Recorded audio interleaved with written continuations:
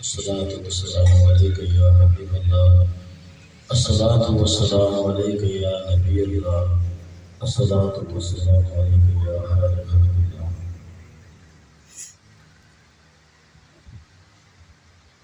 یہ جو محفل کا انعقاد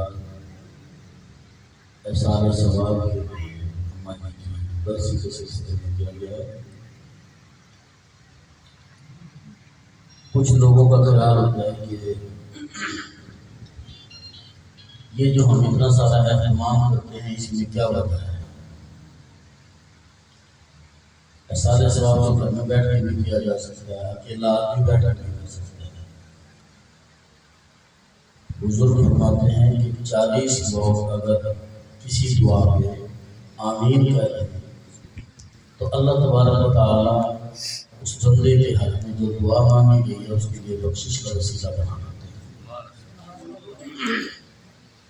تو جب بخشش کا وسیلہ اللہ تعالیٰ ان دعاؤں کے ذریعے سے انسان کے معاملات کو آسان فرمانے کے لیے یہ راستے بتا دیے گئے ہیں، تو اس سلسلے میں ہمیں یہ اہتمام کرنا ضروری ہو جاتا ہے کہ ہم اپنے جو اس دنیا سے لواحقین ہمارے چلے گئے ہیں ان کے لیے احسان ثواب کی محفل سجاتے رہیں۔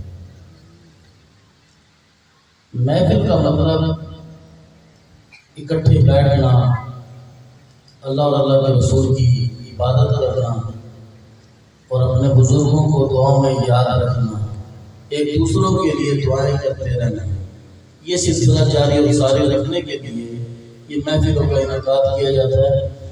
اور اس میں دو بڑی باتیں جو ضروری اور اہم ہے وہ کیا ہے کہ رسول اللہ صلی اللہ علیہ وسلم نے فرمایا کہ جب تمہارے گھر میں رزق کی تنگی آئے تو اپنے اہل و عیال کو بلا کے ان کے لیے دعوت کا اہتمام کریں، ان کے لیے لنگر کا اہتمام کریں، ان کے لیے کھانے کا اہتمام کریں، تو اللہ تبارک و تعالیٰ تمہارے گھر سے رزق کی تنگی کو دور فرما دیں گے۔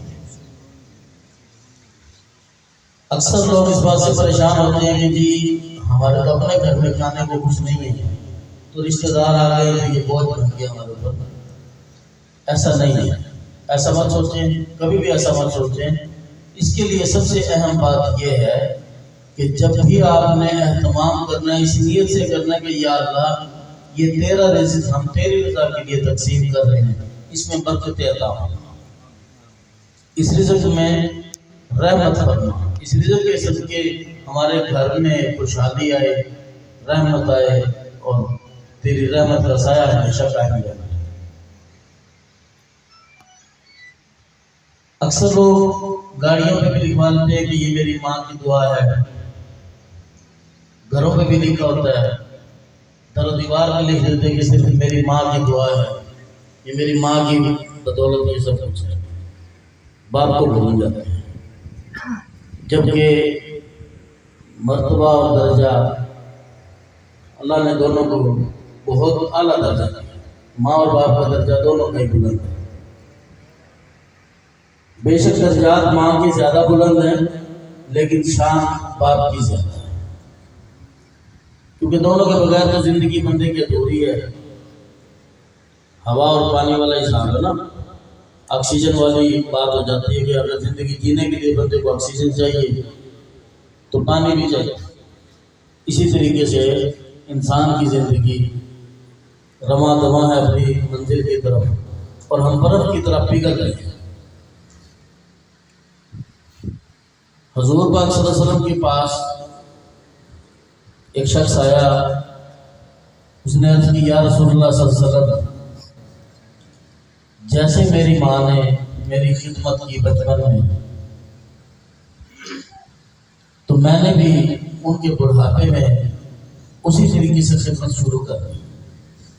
اگر انہوں نے مجھے اپنے ہاتھ سے لقمے کھلائے تو میں بھی اپنے ہاتھ سے لقمے کھلاتا ہوں، وہ اگر میرے کپڑے بدلتے تھے تو میں بھی ان کے کپڑے بدلتا ہوں، وہ اگر مجھے غسل دیتے تھے تو میں بھی ان کو غسل دیتا ہوں۔ مطلب یہ کہ میں اپنے تمام حقوق اسی طرح سے پورے کر رہا ہوں جیسے انہوں نے میرے ساتھ شفقت فرمائی۔ تو کیا میرے اعمال میں اضافہ ہو گیا اور میری میرے درجات بلند ہو گئے اور میری ذمہ داری پوری ہو گئی، تو رسول اللہ صلی اللہ علیہ وسلم نے فرمایا کہ آپ ان کی ایک رات کی خدمت کا بھی صلہ نہیں دے سکتے، باقی زندگی تو بہت دور کی بات ہے۔ تو انہوں نے کہا جی مجھے کیا کرنا چاہیے؟ تو رسول اللہ صلی اللہ علیہ وسلم نے فرمایا کہ آپ ان کے لیے دعا کرتے رہا، ہر وقت دعا کرتے رہا کریں، اور اللہ سے یہ دعا کیا کریں کہ یا اللہ مجھے صلہ عطا فرما، مجھے خدمت کرنے کی توفیق عطا فرما کہ میں مزید ان کی خدمات میں لگا رہوں۔ یہ نہ سمجھیں کہ میں نے بہت بڑا کوئی کام کر لیا یا میرے لیے کوئی بڑے احساس کی بات ہے۔ حضرت ابو ہریرہ رضی اللہ تعالیٰ عنہ رسول اللہ صلی اللہ علیہ وسلم کی بہت قریبی دوستوں میں ان کا شمار ہے، قریبی صحابہ کرام میں ان کا شمار ہے۔ اب ان کی جو والدہ تھی وہ کافرہ تھی، رسول اللہ صلی اللہ علیہ وسلم کے پاس رہنے سے ابو ہریرہ کی محبت اور شفقت، رسول اللہ صلی اللہ علیہ وسلم کے ساتھ زیادہ اٹیچمنٹ ہونے کی وجہ سے وہ پورے کے پورے دین میں داخل ہو چکے تھے۔ اب آپ کی نہ تو مطلب کہ خاندان میں نہ آپ کے والد، نہ آپ کے بھائی، نہ آپ کی بہنیں، نہ آپ کی شادی ہوئی، نہ آپ کی بیوی، نہ آپ کے بچے، آپ کے پاس کوئی سہارا نہیں تھا، آپ کے پاس ایک صرف ماں تھی۔ اب سارا دن کی جو باہر کی باتیں ہوتی تو آپ جا کے رسول اللہ صلی اللہ علیہ وسلم کی باتیں، آپ کی تعریف، آپ کی شان اپنی والدہ سے بات ڈسکس کرتے، ان سے شیئر کرتے، تو ماں کافرہ ہونے کی وجہ سے وہ رسول اللہ صلی اللہ علیہ وسلم کی باتوں پہ توجہ اور دھیان نہ کرتی۔ اب جب وہ توجہ اور دھیان نہ کرتی تو پھر بھی آپ ان کو کہہ دیتے۔ ایک دن ایسا ہوا کہ رسول اللہ صلی اللہ علیہ وسلم کی شان بیان کرتے ہوئے آپ کی والدہ جو ہے نا، انہوں نے نازیبا الفاظ استعمال کیے، کچھ سخت الفاظ بول دیے، کچھ سخت جملے بول دیے رسول اللہ صلی اللہ علیہ وسلم کی شان میں۔ تو آپ دل برداشتہ ہو کر، آپ غصے ہو کے، ناراض ہو کے گھر چھوڑ کے چلے گئے کہ اماں آپ کا اللہ حافظ ہے اور میری دعائیں آپ کے ساتھ ہیں، تو بس میں آپ کے ساتھ نہیں رہ سکتا۔ اب جب گھر سے نکلنے لگے تو آپ کی پاؤں لڑکھڑا رہے تھے اور دل میں عجیب و غریب خیالات تھے۔ وہ خیالات کیا تھے کہ ایک ماں کا یہ تو سہارا تھا، آج میں اس سے بھی دور جا رہا ہوں۔ تو یہ بات دل میں سوچتے ہوئے گھر سے باہر چلے گئے۔ اب جب گھر سے باہر گئے، رسول اللہ صلی اللہ علیہ وسلم کے پاس پہنچے، دل میں خیال آیا کہ ہم سارے جہان کی باتیں رسول اللہ صلی اللہ علیہ وسلم سے عرض کر دیتے ہیں، کیوں نہ اپنا یہ والا مسئلہ بھی میں سرکار کی بارگاہ میں پیش کروں۔ اب وہ جب سرکار کے سامنے یہ مسئلہ پیش کیا تو عرض کی یا رسول اللہ صلی اللہ علیہ وسلم میری والدہ کے لیے ہدایت کی دعا فرمائیں کہ اللہ تعالیٰ ان کو ہدایت فرمائے۔ تو رسول اللہ صلی اللہ علیہ وسلم نے اپنے دست مبارک ایسے اٹھائے اور ان کے لیے دعا فرمائی، اور حضرت ابو ہریرہ ادھر سے واپس الٹے قدم اتنا تیزی سے دوڑ کے گھر کی طرف آگے، اتنا تیزی سے اور خوشی سے دوڑ کے جا رہے ہیں۔ تو ایک صحابی راستے میں ملے، پوچھا کہ ابو ہریرہ آپ کو ہم نے کبھی اس سے پہلے بھاگتے ہوئے نہیں دیکھا، آج ایسی کیا بات ہے، ایسا کیا مسئلہ ہے کہ آپ اتنی تیزی سے بھاگے جا رہے ہیں؟ آپ فرمانے لگے کہ میں آج یہ دیکھنا چاہتا ہوں کہ میں گھر پہلے پہنچتا ہوں یا میرے پیارے محبوب کی رسول اللہ صلی اللہ علیہ وسلم کی دعا پہلے میں پہنچتی ہوں۔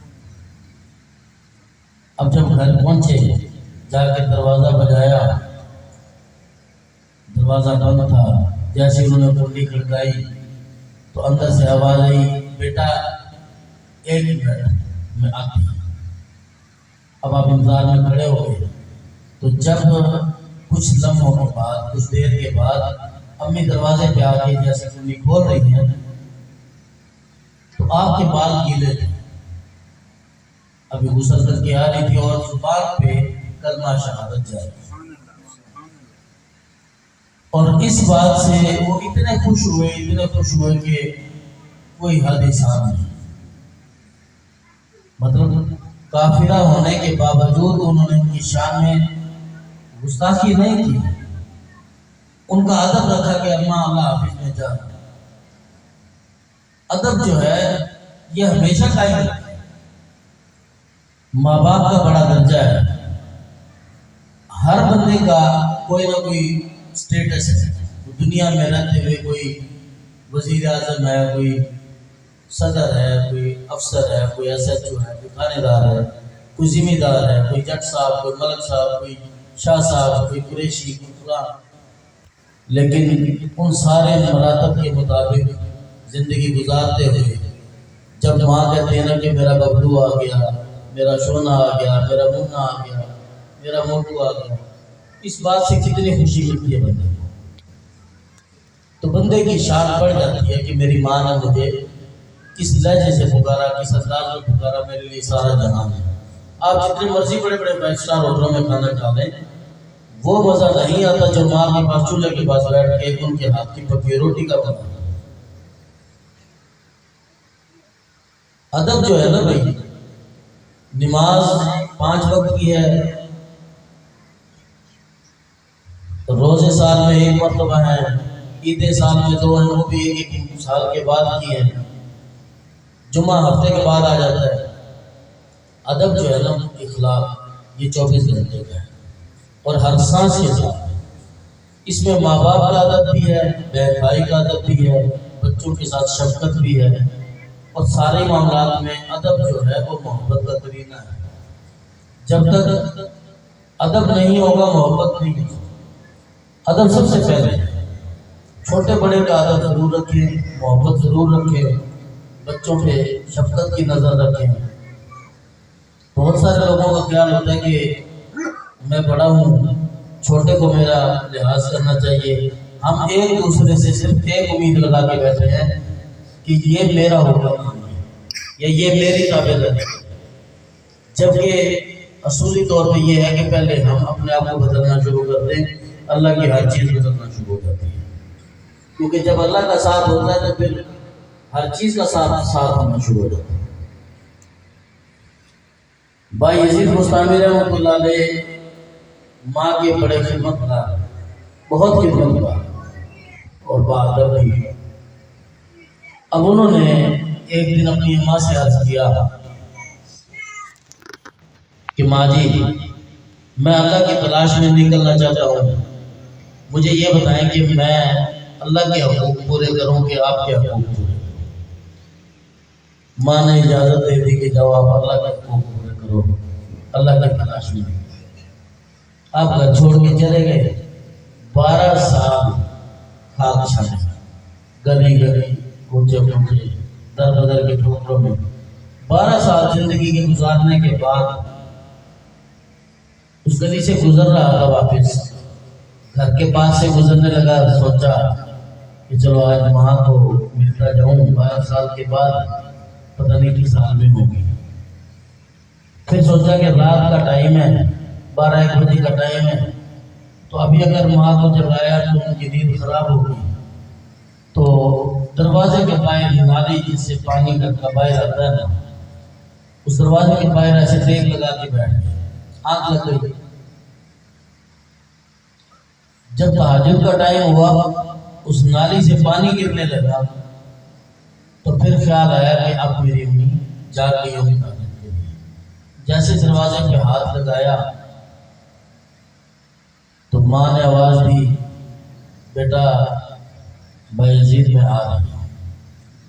اب ماں کا اندازہ دیکھیں کہ ماں کو ان ہاتھوں کے لفظ کا بھی بتایا کہ یہ میرے بیٹے کے ہاتھ. اور 12 سال بعد بھی وہ اس بات کو نہیں ملا. اور بایزید بستامی رحمۃ اللہ علیہ جب اندر تشریف لے گئے, ماں نے پوچھا کہ بیٹا جس کام کے لیے گئے تھے وہ کرائے. عرض کیا, ماں جی میں تو گلی گلی میں پھر لیا, میں اس منزل تک نہیں پہنچ سکتا. تو ماں نے ایسے ہاتھ اٹھائے, ہاتھ اٹھا کے اللہ کی بارگاہ میں عرض کی, یا باری تعالیٰ اپنے پیارے محبوب کے صدقے میرے بیٹے کی کوئی منزل کو آسان کر دے کہ تیری تلاش میں در بدر پھرتا رہا. اور اسی وقت وہ رنگ بدل گیا, اسی وقت ان کو اس منزل پہ پہنچ گئے وہ کہ جو منزل ان کو چاہیے. تو وہ فرماتے ہیں کہ میں نے 12 سال زندگی کے اللہ کی تلاش میں گزارے اور مجھے رب نہیں ملا جو مجھے اس لمحے ماں کے پاس آ کے رب کی زیارت. ہمارے اپنے مرشد کریم حضرت خواجہ صوفی فقیر بابا ناصر علی شاہ رحمۃ اللہ علیہ، ان کی ایک بہترین مثال میں اکثر بھائیوں کے سامنے بھی رکھتا ہوں کہ ہماری والدہ صاحبہ، ہماری دادی اماں 103 سال کی عمر میں ان کا وصال ہوا. بابا جی کی عمر 82 سال تھی. اب دادی اماں سے جب تک وہ ملاقات نہ کرتے، کہیں ٹور پہ سفر پہ نہیں جاتے، ان کے پاس بیٹھ کے کچھ دیر ٹائم گزارتے، چائے کا ایک کپ ان کے ساتھ بیٹھ کے پیتے، ناشتہ ان کے ساتھ کر لیتے اور اجازت لے کے جاتے کہ اماں میں فلاں کام کے لیے جا رہا ہوں، میرے لیے دعا کرنا. اب اس سارے معاملے میں سب سے اہم بات تو یہی ہے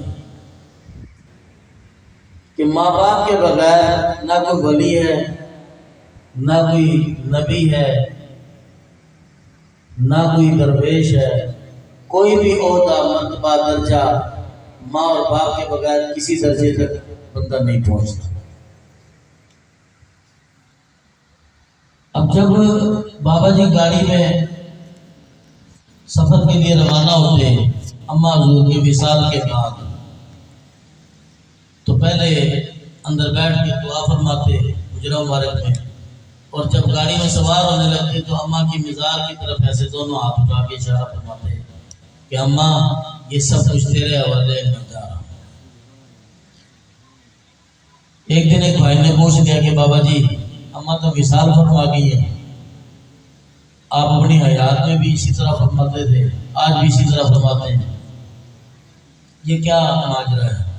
تو سرکار نے اس بات پہ یہ فرمایا کہ دیکھو رسول اللہ صلی اللہ علیہ وسلم کا سایہ ہم سب پہ قائم دائم ہے، اور اگر ہم یہ سوچ لیں کہ رسول اللہ صلی اللہ علیہ وسلم تو مکے میں ہے، مدینے میں، سعودیہ میں ہے، تو پھر ہم بے ادب اور گستاخ ہو جائیں.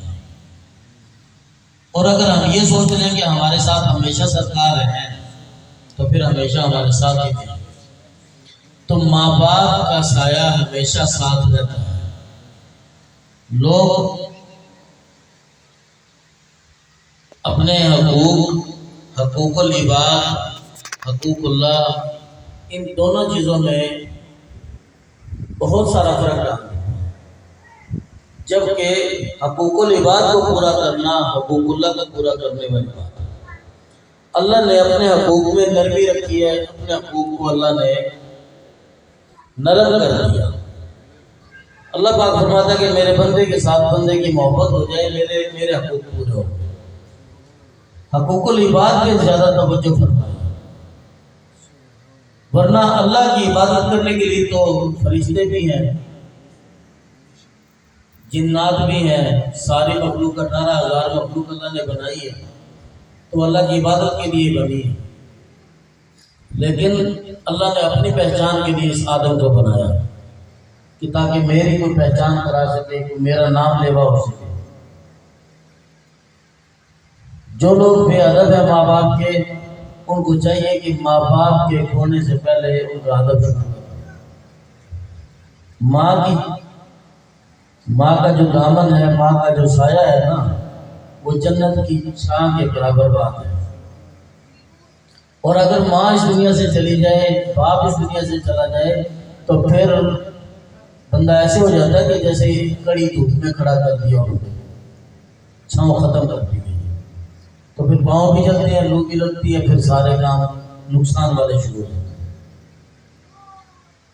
رسول اللہ صلی اللہ علیہ وسلم کی عمر 6 سال تھی جس وقت آپ کی والدہ ماجدہ کا وصال ہوا. اب تھا کیا؟ بات تو اتنی سی تھی کہ آپ ماں کے شکم میں تھے تو آپ کے سر سے باپ کا سایہ چھن گیا، اور جب 6 سال کی عمر ہوئی، مدینہ شریف سے واپس مکہ کی طرف جا رہے تھے، تو راستے میں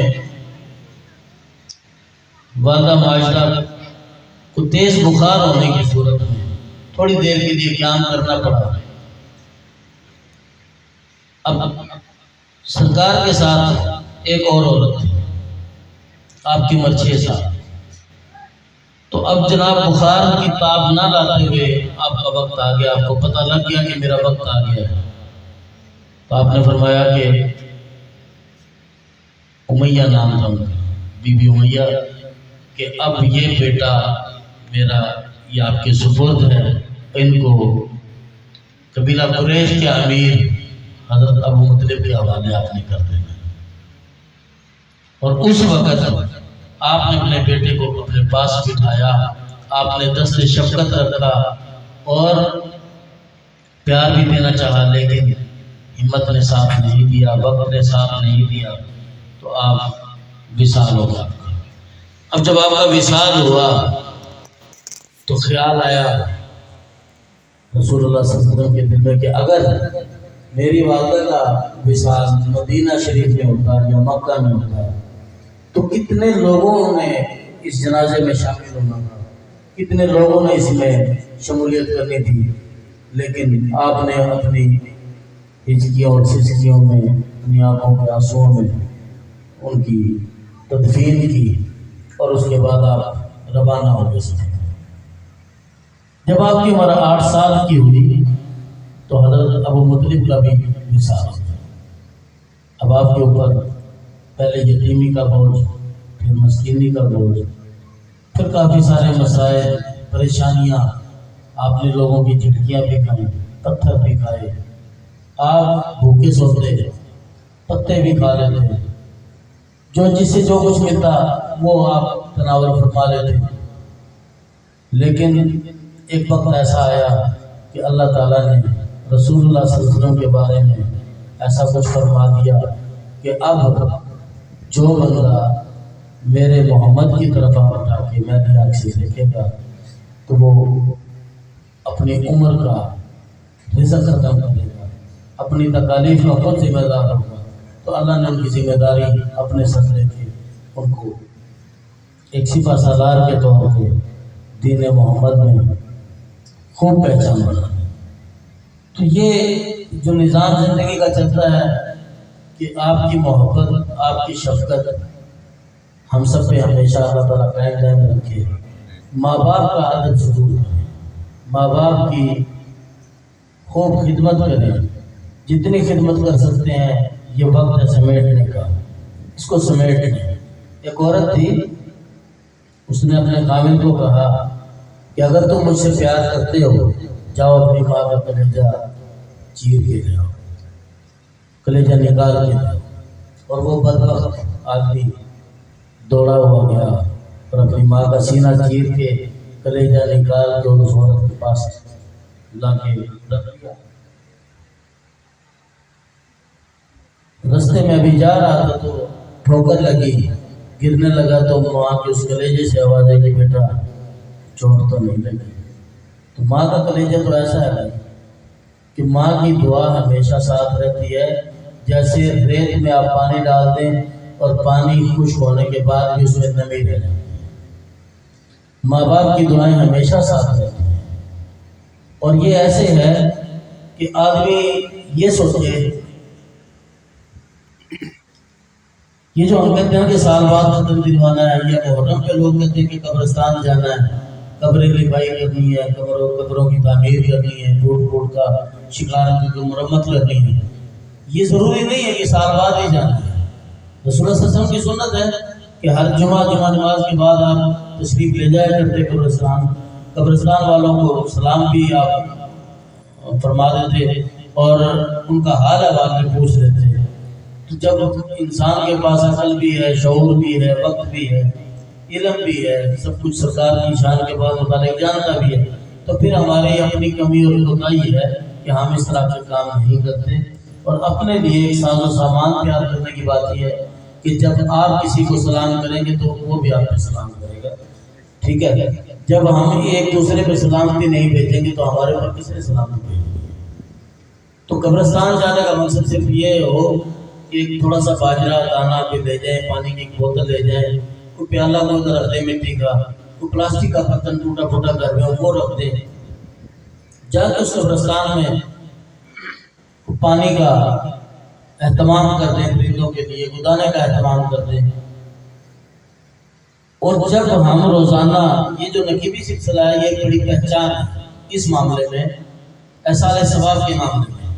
اس سلسلے کی یہ پہچان ہے کہ دیکھیں، ہم صبح سے لے کے رات تک سارے اپنے اپنی دنیا داری میں مصروف ہیں۔ انسان سے جانے انجانے میں بہت سارے گناہ بھی ہو جاتے ہیں، غلطیاں بھی ہو جاتی ہیں، کوتاہیاں بھی ہو جاتی ہیں، لیکن اس معاملے میں ہوتا کیا ہے کہ وقت نہیں ہے معافی مانگنے کا، غلطی کی معافی نہیں مانگتے انسان۔ تو بابا نقیب اللہ شاہ صاحب رحمۃ اللہ علیہ سرکار کا یہ جو طریقہ کار ہے نا، اہل سلسلہ کے لیے، اہل طریقت کے لیے، یہ بہت مجرد طریقہ کار ہے۔ اس میں طریقہ کار میں اصل بات کیا ہے کہ آپ صبح پانی کا گلاس، فجر کی نماز ادا کرنے کے بعد پانی کا گلاس رکھیں، دودھ کا گلاس رکھ لیں، نمک اور چینی رکھ لیں گھر میں جو موجود ہو۔ اگر یہ سب کچھ بھی نہیں موجود ہے ٹائم آپ کے پاس، صرف پانی کا گلاس رکھ لیں۔ 4 کل شریف، الحمد شریف جو ہمارا شجرہ شریف ہے، ختم شریف کا اہتمام ہے، وہ بیٹھ کے وہ پڑھ کے اس کو تمام لوگوں کو سب کو احصال ثواب کر دیں۔ اس سے کیا ہوگا جی، جو ہم نے رات کو بے خوابی میں، نیند کی حالت میں جو ہم سے غلطی کوتاہی ہوئی، جو گناہ ہوئے، سرزد ہوئے، ان کی معافی طلب کریں۔ اور فجر کے بعد سے مغرب کے ٹائم تک، کیونکہ اسلام کے مطابق تو دن چھپتا ہے نا، تو دن ختم ہو جاتا ہے، رات شروع ہو جاتی ہے مغرب کے ٹائم۔ تو مغرب کے ٹائم ختم شریف، مغرب کی نماز کے بعد ختم شریف ادا کرنے کا حکم ہے۔ تو اس میں بھی یہ بات ہے کہ جو سارا دن ہم نے غلطی کوتاہی کی ہے اور شام کو ہم بیٹھ کے اس کی اصلاح کر لیتے ہیں، اللہ سے معافی مانگ لیتے ہیں کہ یا اللہ ہم سے جو بھی غلطی کوتاہی معاف کرنا۔ تو اسی طریقے سے تھوڑا سا ان چیزوں پہ دھیان کریں۔ اللہ تعالیٰ سب کا لاج پردہ رکھے، ہماری حاضری قبول فرمائے، آمین ثم آمین۔